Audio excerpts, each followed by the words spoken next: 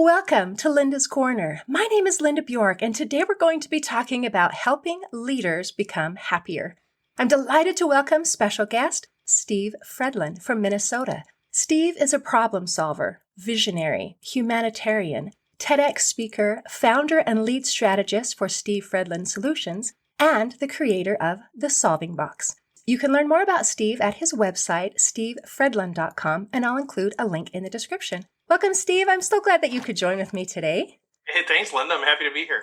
Thank you. Okay, now I watched your TED Talk about putting the right peeps in your Jeep. So is it okay if we start there? And you want to explain to people what it means to put the right peeps in your Jeep? Yeah, so the talk was really based on an experience that I had in Africa doing a safari at the end of some humanitarian work. And one of the revelations that I had was, wow, this is so much better because I was surrounded by the right people. Like, the experience would have been wonderful anyway, but man, having the right people with me at that time just made it more, the shared passion was just so exciting, right? It's like if you look over, big thing happens at a ball game and you look over and there's your friends are there versus doing it by yourself. And so it just started me down this journey of figuring out, like, boy, if you could surround yourself with the right people in every area of life for whatever you're going through, man, your life would just be so much more, you'd be so much happier, right? Your life would just be so much better. And so I'm on this mission to for myself, but also to encourage other people to find the right people to have in your Jeep. So kind of the analogy of on safari, you're in a Jeep and the Jeep might go through your work world and it might go through your personal world, but get the right peeps in your Jeep. So that's the whole framework for that. Oh, that is excellent. And the TED Talk was so wonderful. And I enjoyed the stories and the things that you shared and that experience of being on safari. And it made me just excited. And I also love that the reason that you were there, and you mentioned briefly here, is that this is part of your humanitarian efforts. And that also is one of the things that just impressed me so much about you is your humanitarian work and how you were able to raise, was it $3 million to be able to help in Africa? And you did it with like no paid staff. And do you want to explain a little bit about what it is that you were doing and how you made that happen? Yeah, it was one of the things I'm the most proud of. I'm not really a person that's proud of myself that often, but really had a heart for what was going on in the AIDS pandemic at the time in sub-Saharan Africa, and just like, how can I get involved here? I just felt like I should get involved, but years would go by and I'd maybe give a little bit of money, but I never really got involved, and it just kept nagging on me. There's a million things that we could be doing in the world, but for whatever reason, that one sort of stuck with me. Like, this is part of my doing in the world. And so, long story short, I ended up starting a nonprofit to do work in Rwanda. And so from 2009 to 2015, we took 4 trips over there. So I would lead different groups of people over there. I was doing this on a volunteer basis. We never took a dime. We never had any overhead, nothing like that. But we raised like $3 million out of rural East Central Minnesota with no major donors over the course of 12 years to actually impact what was going on over there. And so we would take trips over there, and those trips would be, mostly relationship building, seeing what was going on there. And then at the end of each one of those, we would go on a couple of days of safari. And I was really resistant to do that. Like, because the first time when it came up, I'm like, this is not a vacation. Like, I don't want to give any inclination. I don't want to send that message to our supporters that we're out there on vacation, right? This is about humanitarian work. It's about transforming a community in northern Rwanda. This is what we're doing. And people said, here's the deal. You need to do this because, first of all, you're going to see some things that you're going to need some time to unpack. And they were right. When you hold 18-month-old babies that weigh 8 pounds, you need something to kind of decompress from that. And so a couple of days of doing that sort of team building, right? A chance to just laugh with people and hang out to I guess, invest in the local economy. And my gosh, it's Africa. Like, get the full experience, get the full picture of Africa. And so I was resistant, but we did that. And so each trip would involve 10 to 12 days of humanitarian work and then a couple of days on safari. And we did it basically through vision. I tell people that the best leaders come out of the nonprofit sector because you don't have a paycheck to hold over somebody's head. You can't threaten them with less of a bonus. It's all just vision, right? These are all people that are giving money freely. They're all people that are donating time freely that they can stop any time. And so the way that you do this is you create a clear and compelling vision, and then you build ownership. You get people invested in this to be part of something bigger than themselves. And that's what creates that movement and momentum. And yeah, for 12 years, we just had unbelievable engagement, and it was so much fun and so much impact that we had in Rwanda. I'm so glad for what you did and the whole idea of paying it forward. And it's interesting and kind of beautiful to hear that internal turmoil about, am I allowed to have any fun? Am I allowed to have to be receiving anything for my good works here? And I love that the answer was yes. And isn't it wonderful that our service can be a win-win type of a situation, and how that makes us feel fulfilled when we are giving to something greater than ourselves, and that we are, I don't know, how else did you put it? That was just that beautiful. And some of the stories that you shared, like who was it that fed the giraffe out of his mouth? So Mark did that, yeah. How did that turn out? It was amazing. It was absolutely, the whole thing was just amazing. So yeah, that was on our first trip in 2009. And before we actually went down to the Serengeti on that trip, but before we did, we stopped at like an animal refuge in Nairobi, Kenya. And they had a place where you could actually walk up and go up high into a stand, and then the giraffes would come up there and you could feed them, right? So it's like, if you're in Minnesota and you're feeding deer or something like that, you can give some pellets to the giraffe, which is super amazing, right? Their tongues are like 3 feet long or something. Pretty impressive. But so Mark puts some of it in his mouth, right? And then the giraffe comes up and takes it right out of his mouth, basically kisses him on the lips. And it's just so much fun. But that's part of being surrounded by the right people. Like, I love to have fun. I love to laugh. I love to have the energy. And if I was with a bunch of kind of stodgy people that didn't really want to have any fun, it still would have been a great experience. But man, having Mark do that, like, that's the story. Now that's, every time I see him, I think of that. And, we have that moment together. And so, yeah, that was a pretty fun moment. That is so awesome. Okay, so my giraffe story, which did not take place in Africa because I'm not that cool, but it was at a zoo. And I was there, and the giraffes were so close. I thought, oh my gosh, it's like I could reach out and touch them. And I put my hand up, and this giant black tongue came and wrapped around my entire hand and sucked up my arm. And I screamed because I was not expecting that. And everyone that was with me laughed at me. But then I must have touched my eye or something, because my eyes got swollen shut, and I had this. So I learned I am allergic to giraffe spit. So probably it would be best for me not to feed the giraffes from my mouth, just, in case of future reference that ever comes up. Well, it's good to know. It's we're constantly learning about ourselves, right? Right, so right. That now. And that's so maybe something. You couldn't feed a giraffe out of your mouth. No, awesome. That probably wouldn't turn out super awesome for me. But I love the way that you put things in such fun terms, like putting the right peeps in your Jeep. And you talk about leadership, like don't lead like you're choosing toothpaste. Can you help explain to me what on earth you're talking about?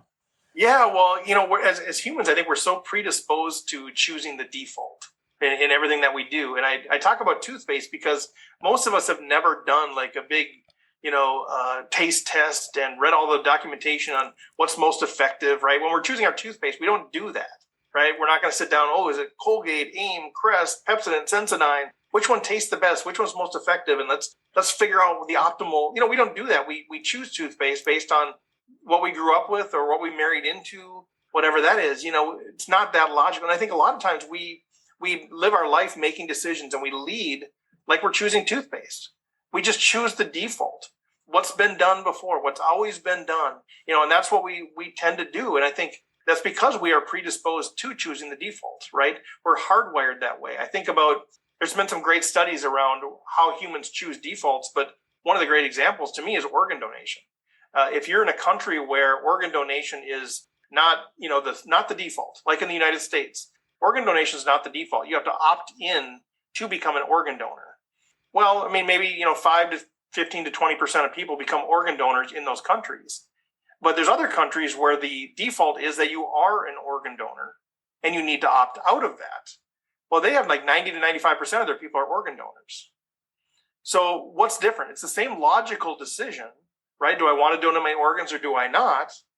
But the countries where the default is that you're not, very few people do. In countries where the default is you are, most people do. And so I think we tend to do that because we don't like to choose the box that says I'm going to be different than everybody else. Well, if that's what everybody else is doing, I'm just going to do that. And so I think we're predisposed to doing things by default.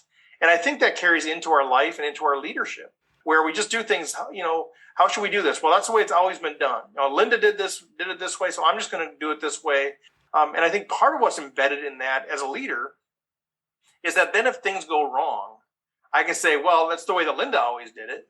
So I'm not really at risk, right? But if I change things, if I change that bookshelf behind you to be a metal bookshelf, and everybody complains about the metal bookshelf, well, now it's on me, right? Because I'm the one that changed it. If I kept it a wooden bookshelf, I could say, well, Linda always had a wooden bookshelf. So I think we tend to do that because we think it's a lower risk play is to do the default. But what happens is when we choose things by default, when we live a life, when we lead by default, a lot of times that's not aligned with who we really are. And so it causes this misalignment between who we are and how we're living our life. And those accumulate into what is unhappiness. Wow. Okay, I am loving this. I'm trying to wrap my brain around it, and I'm trying to think of instances where I do exactly what you're talking about, and instances where I have stepped outside of that default and had all those same concerns that you mentioned, that if this doesn't go well, everyone's going to look at me. Everyone's going to blame me. Everyone is going to say, oh, well, the reason that this didn't work is because you didn't follow the default. And it creates some vulnerability, and that's kind of scary. So how can we have that confidence to be able to do what we really think is right rather than just following the default? I think everything starts with clarity. I think the biggest thing that we're lacking as individuals and as business leaders is clarity. What do we really want? Who are we really? Where do we want to go? How do we want to get there? Who do we want to get there with? I think when we lack clarity, it's much easier to just take the default decisions. Because if we're intentional about our decisions, what are they lined up with? If we're not really clear on what we're trying to do, it's the Alice in Wonderland thing. If you don't know where you're going, any road will get you there. And so the confidence to make intentional decisions comes from confidence in the clarity of what you're trying to do and who you are. So if you look at your business, for example, or if you look at your life, and you can really say, this is who I am and this is what I want, this is really where I'm trying to go, like that's really it, then those decisions become a little bit easier because you know which decision is going to get you in that direction. If you don't know where you're going, then it doesn't really matter what toothpaste you choose, right? You just choose the default is fine. That's fine with me. If you don't really know that you want to have an office that's all metal furniture, then whatever the bookshelf is right now, that's the bookshelf. And so I think it's very easy to rely on defaults when you don't really know what you're trying to do. And as I worked with small business owners, it's amazing how many people don't really have clarity on what they're trying to do with their business. I think people just think, well, I'm just going to start a business. They don't realize that you can have very different motivations and very different end goals and visions for that. And that should then determine how you actually carry out your business. And it's the same thing in our lives. Wow. Okay, I love that. And that brings me back to a comment that you made earlier about how the best leaders that you meet are those who work with the nonprofit and the charity type of a thing, because you know that they're working with a vision. They know what they want. And so getting that clarity, isn't it interesting how many issues, when we talk about lots of different things, it comes back to self-awareness. Mm-hmm. What do I want? Who am I? And questions like that. Do you have any suggestions to help people figure out that self-awareness? Who am I and what do I want? Like you're talking to a business, I want to start a small business. Why? I mean, how do you help them get down to why? Because why you want to start a business might be different than why I want to start a business.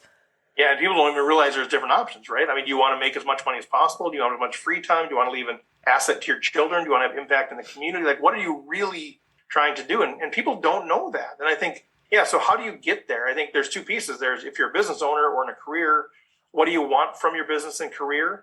And I think you just need somebody to ask you those questions and to not settle for that first answer. It's sort of the 7 whys, or Start with Why from Simon Sinek. It's about just why, getting the motivations. And I think it's frustrating, but if you can get there, if you can break through that frustration and actually get crystal clear on what your ultimate goal is for your business or for your career or for your schooling or for your relationships, whatever it might be, man, that's where it's gold. And now every decision can be based on that.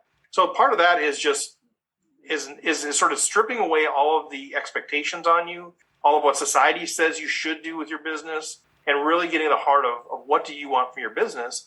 But that is aligned then with who are you as a person. And so whether you're a business owner or not, it's so important to understand who are you. And that's kind of what you were getting at.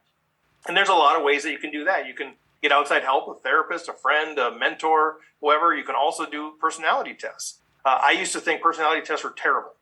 And what I found, I'm an analytical person. I would just like, whenever they said, oh, you have to take this, whatever, I'm like, this is terrible. What's the point of this? Well, what I've found is that there's a lot that can be drawn from that, especially if you take a number of tests and look for the themes in those and see what resonates with you. Because I think there's a lot of those themes that kind of run through there. You're like, man, I didn't even really realize that about myself, but that is so true.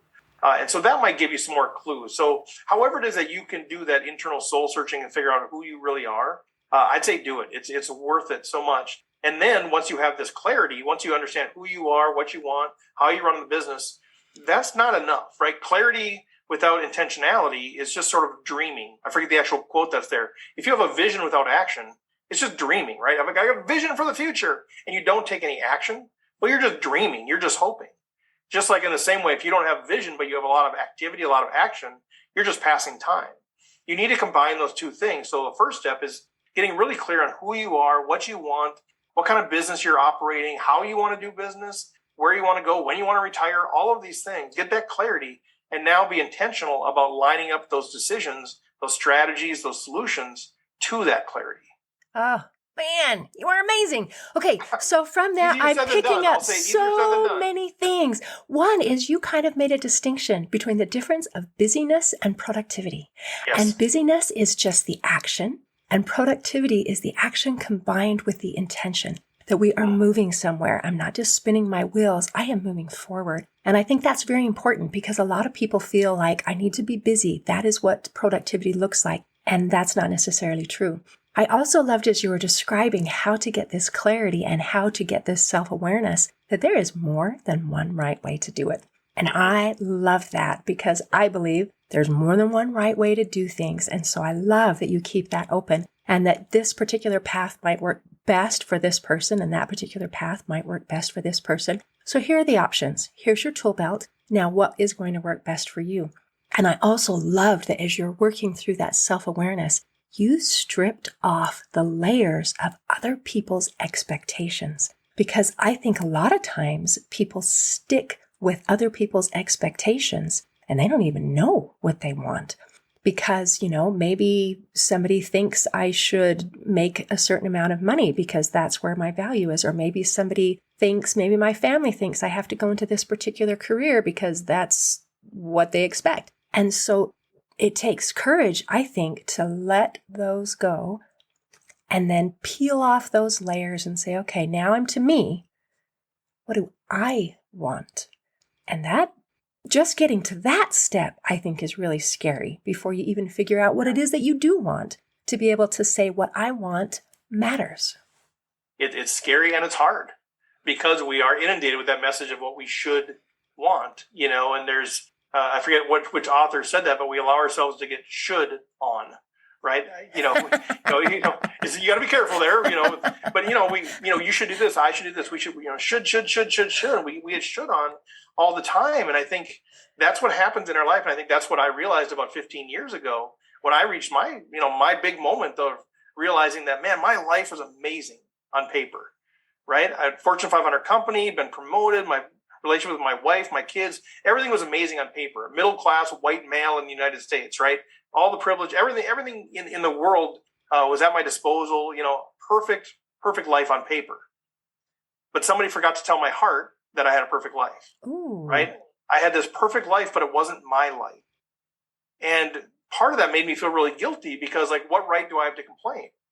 Everything is perfect. Why should I complain? So I had this misery of twofold. One was that I was not really living my life. I was living the life that everybody expected me to live. My family was proud of me. Society thought I was doing great.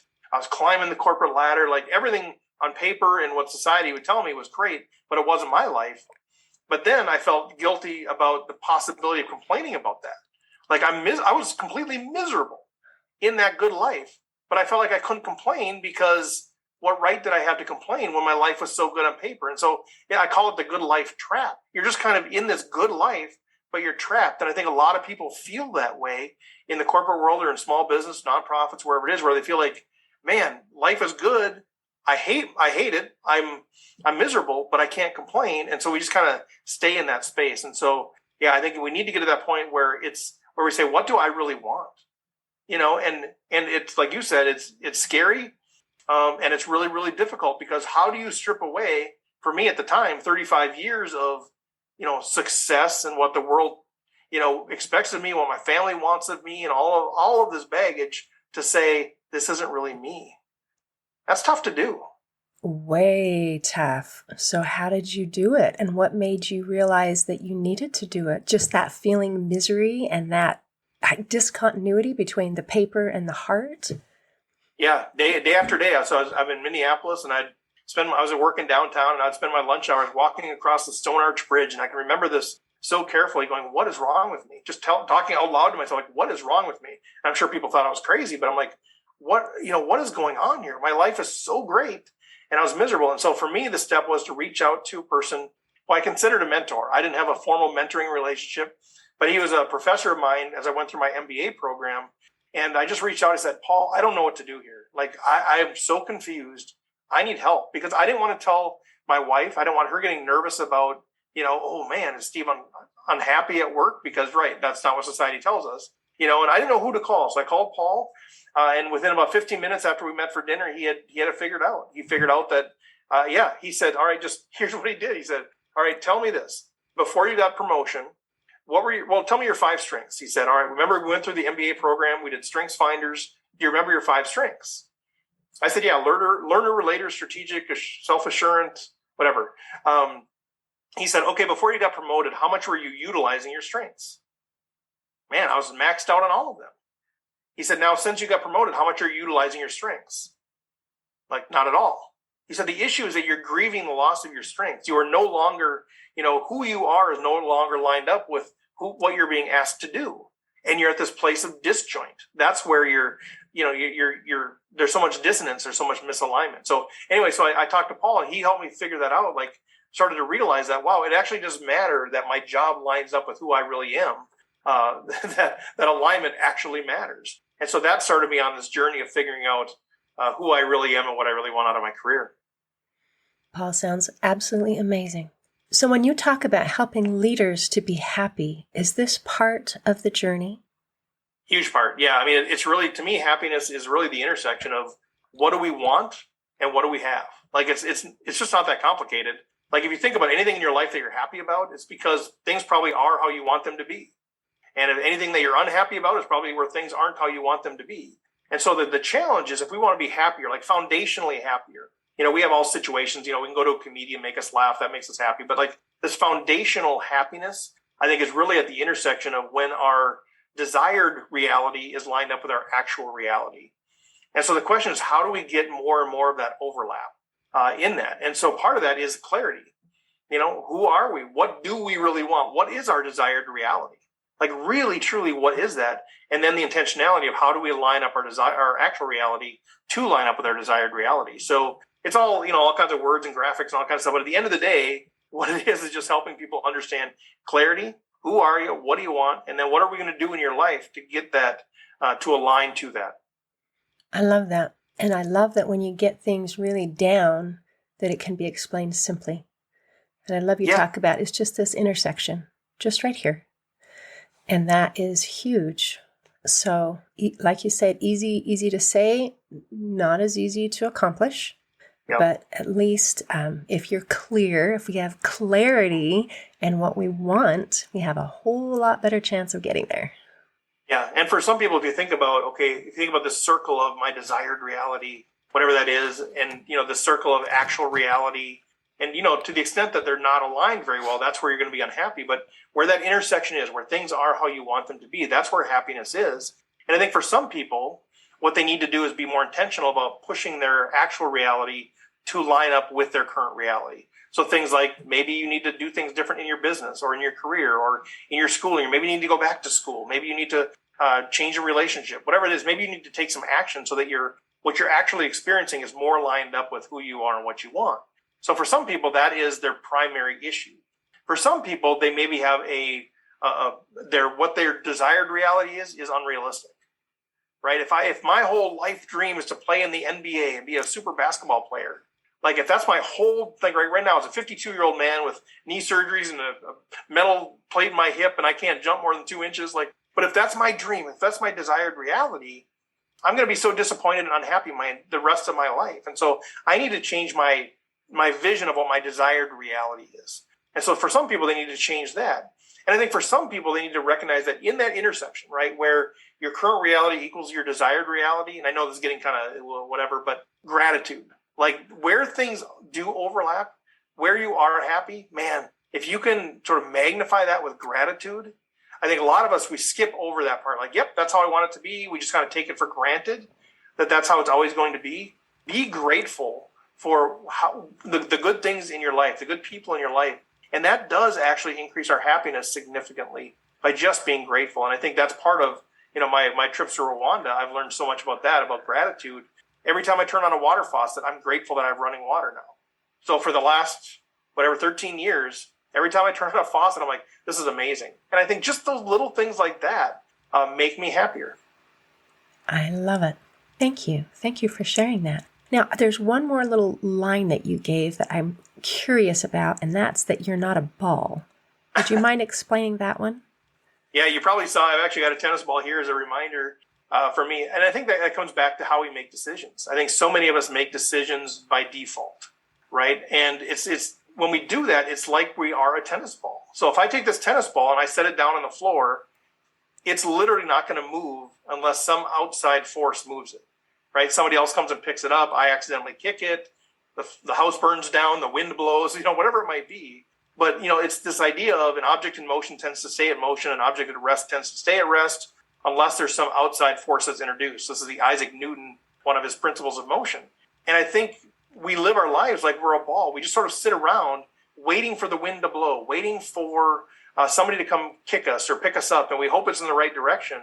And I think that's living life by default. That's sort of just existing and hoping for things to happen. And I think hope is a powerful thing, right? Like, I don't want to reduce the power of hope, but I think hope is not really a strategy for how we want to live our lives, for how we want to get somewhere in business, right? I mean, I think we need to be intentional. And so I encourage people, you are not a ball. This ball is going to sit here forever until something else moves it. But we're not a ball. We have that internal agency. We have that control. We can start, we can stop, we can change directions without some outside force being involved. And so I want to challenge people to take that action.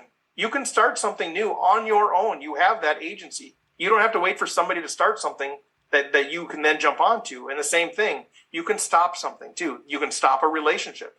You can stop a product line. You can stop a service. You can stop going to school, right? I mean, you can do that. You can change directions. And I think people don't grab hold of that. They don't realize it. And so we end up just being caught up in the waves of whatever the world is dictating for us or whatever other people are doing for us. And we just follow along like we're a ball rather than making our own decisions. That is so amazing. And that goes back to the idea of the intentionality and choosing who we are. And I think if we haven't gone through that process of figuring out who we are and what we want, then the easy default mode is, I'm a ball. And then we get to take the burden of responsibility and brush it off and say, that is other people's problems. I am the product of my circumstances, and there's nothing I can do about it. And how empowering it is to say, no, you are not a ball.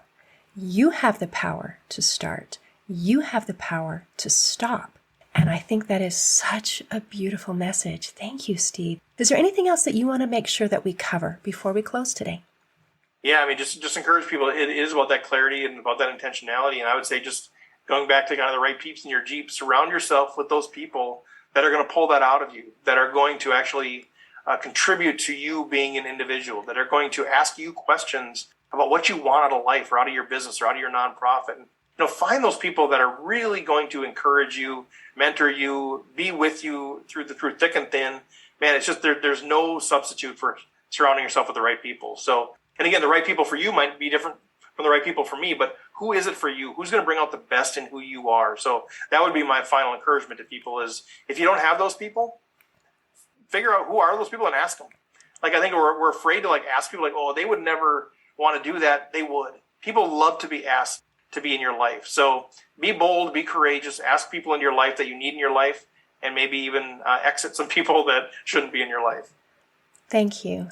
And thank you for at least this time being one of the peeps in my Jeep to help me to be able to learn. And I really appreciate your time today. Well, thanks, Linda. You're in my Jeep now, too. In closing, I'd like to share a quote by Tom Bodett. He said, "They say a person needs just 3 things to be truly happy in this world: someone to love, something to do, and something to hope for." Today, I invite you to choose to become happier and to do something about it. See you next time on Linda's Corner. Thanks for listening. If you enjoyed this episode of Linda's Corner, please share and subscribe to help us reach new listeners. I also invite you to check out my nonprofit, Hope for Healing, at the website hopeforhealingfoundation.org for free ebooks and other free resources to help increase happiness, build confidence and self-esteem, strengthen relationships, manage stress, and calm feelings of depression and anxiety. I also invite you to grab a copy of one of my books, like Crushed, A Journey Through Depression, or Amazon bestseller, You Got This, an action plan to calm fear, anxiety, worry, and stress. See you next time on Linda's Corner.